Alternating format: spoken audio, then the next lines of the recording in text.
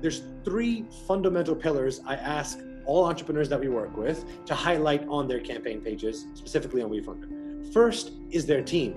Most strategic investors and VCs know that it's not the version 1 of your product that's going to get mass market appeal. That's just not going to happen. It's usually version 2, 3, 4, 5, and 6 that clicks based on market feedback and optimization. What are the core competencies of the team? Because that message has to be portrayed to investors that, hey, we're going to know how to pivot and roll with the punches, but our team has the competency to take this product to market, right? It's not the idea, it's the execution. If you don't have the background to take your specific product in your specific industry to market, it's going to be fairly difficult to convince a larger population to invest in your idea. Secondly, what is the value proposition that you're creating, right?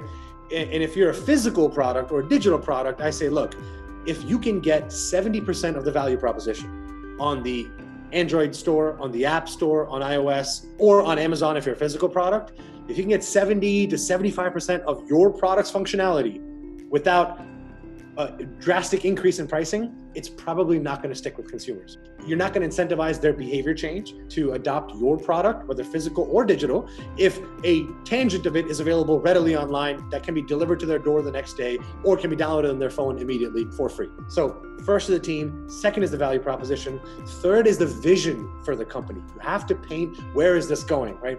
This is not traditional venture capital investing where you're evaluated on your KPIs, your metrics, even though you are.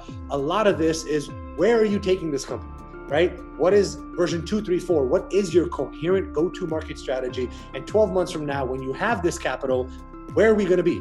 So what is the team? Define your value proposition and define the journey up ahead.